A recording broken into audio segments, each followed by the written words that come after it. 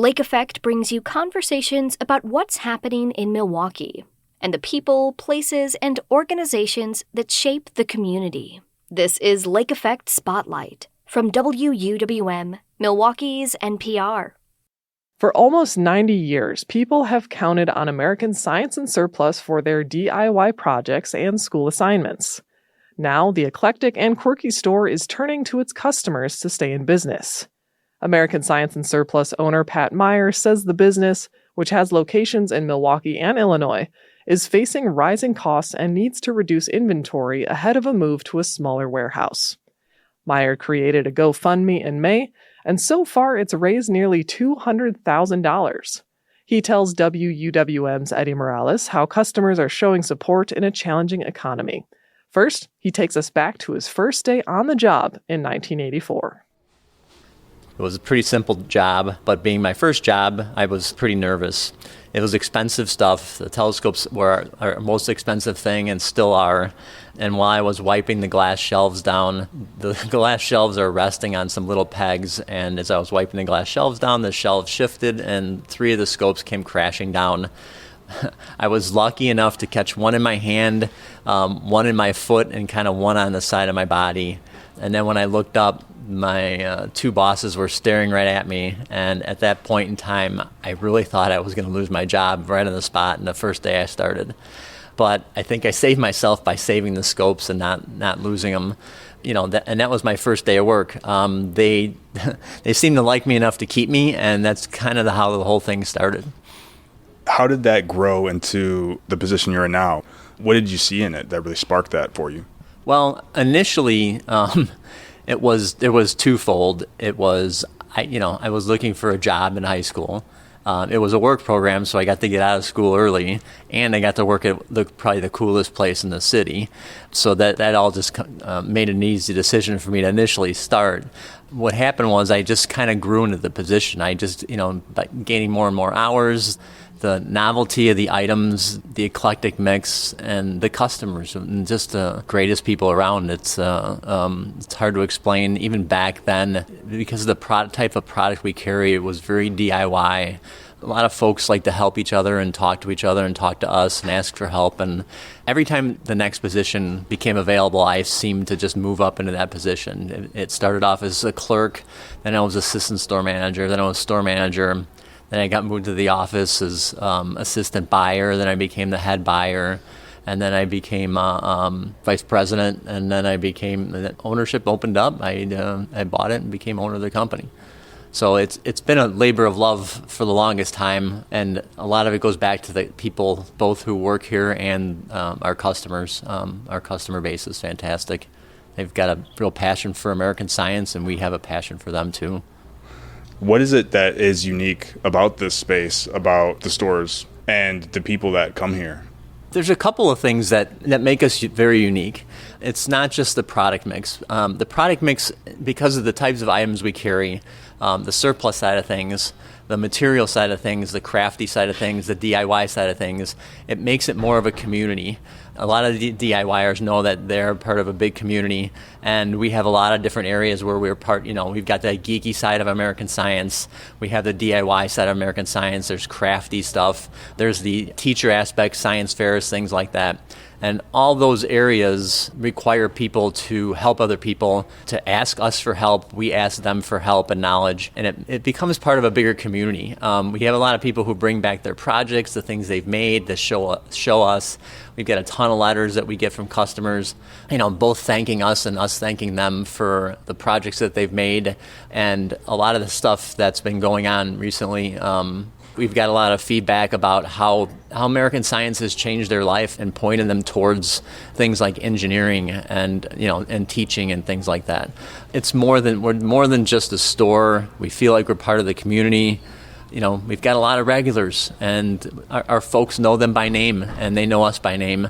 They know when we work, and when the best time to come in for somebody who's good at motors, or somebody who knows more about the glassware side of things, or somebody who knows about the science and educational stuff. So we really feel like we're part of a community. And that seems to really be apparent through the GoFundMe, a lot of messages through that and a lot of support through that. Can you talk with me first about the decision to turn to GoFundMe and how has that been so far starting that campaign? It wasn't easy to start that campaign. We're a business. We're not a non-for-profit.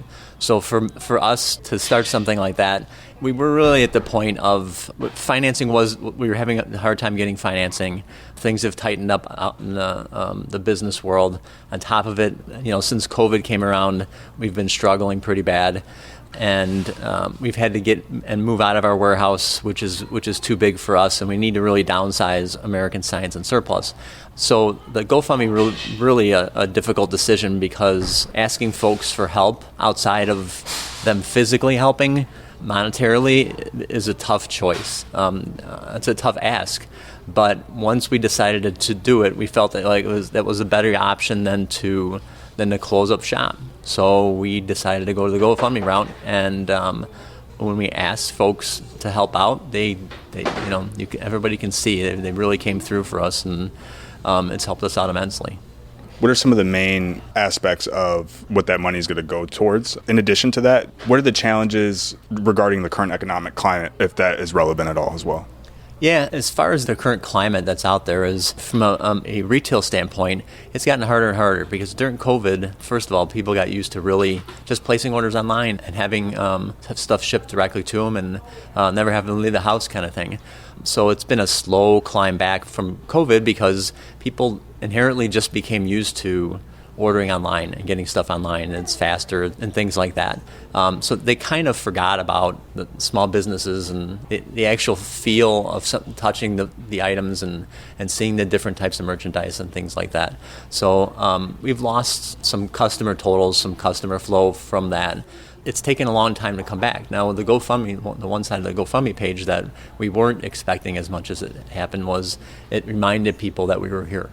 And a lot of people came back who had been missing, that we hadn't seen in a long time. A lot of those folks their reaction would be like, I forgot you guys were here, or I used to come with my kids all the time, or, I didn't realize that you guys were still in business. I used to go to you on Layton Avenue. I didn't know you guys moved. That one we get every once in a while still, and it's like, well, that was a long time ago. Big box retailers take up a lot of space and a lot of time and a lot of energy. From a search standpoint, they rule the roost. One of the things that we've had to try and deal with is it becomes harder and harder for customer acquisition. It costs more money to try and acquire customers just to get people in the door. Everybody says, well, I'll just use Facebook and social media. Well, if everybody thinks about their social media pages, they're inundated with tons of stuff now. It's almost like junk mail. When people would get junk mail, everybody started throwing things away. So when you try and mail somebody something legitimate, it would just get tossed out with the junk. So to compete is very difficult nowadays. That's our biggest challenge, is to try and get new customers, have the old customers remember that we're still here and get new customers in. It's not just us, though. It's all small businesses right now are faced with the same challenges. There's a couple small businesses in here which are fantastic places, the Lost World of Wonders, for example, and we're all facing the same kind of challenges. It's harder to do now. So for us, our goal is to really shrink our footprint in the areas that don't affect much in terms of our customers go, which is, one of them is the physical size of the warehouse and how we try and advertise and how we try and get new customers. Back in the day, with our mail order catalog, you used to just rent names and send the catalog out and people would respond. And over time, it just doesn't work the same anymore. And that's how it is with social media. And advertising to customers is harder. Yeah, some small businesses have struggled too with the changing tariffs. Has that impacted the store at all? It depends on the type of item. Some vendors impose tariffs immediately based upon the type of merchandise it is. They just, without even being added tariffs into them, they assumed it was coming, so they added that themselves. And other vendors are trying to be as accommodating as they can, and they're raising it gradually. So it depends on the items that we're getting. So there is some of that, but some of this stuff happened before all that. This has been going on for a couple of years. This isn't something that just suddenly happened to us. It's been a slower progression for us. So with the campaign underway and people backing it, showing support, what does the future look like? Yeah, the physical size of the store is not going to change. Nothing like that. Nothing that going to change. It's kind of the behind the scenes that we're trying to really shrink down. I talk about it on the GoFundMe page. One of the things I didn't realize it was going to be so expensive was the cost of racking and the actual move itself. I thought when we got a new place that would be good enough, but having to move our facility, which currently is big, and part of the problem we run into is we've been in this building for 30 years. And over 30 years, we acquired a lot of surplus and a lot of merchandise. And, this store is 10,000 square feet, and it's full, right? The warehouse is 50,000 square feet, and it's full. One of the issues for us is really moving the facility, and it's going to cost more than we thought. And that's the reasoning for an increase in the GoFundMe total. I didn't expect it to be that high. At the same time, inventory is getting lower, and we have to rebuild that as well at the same time as trying to plan this move. So that's still the plan.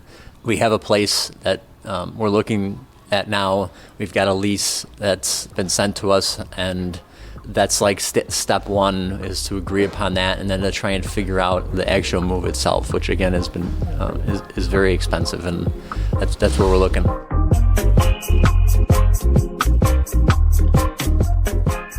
That was American Science and Surplus owner Pat Meyer. He spoke with WUWM's Eddie Morales. That interview is part of our check-in series where we hear from Milwaukee voices on the changing economic landscape. At WUWM.com, you can find more of our coverage on economic issues concerning Wisconsinites.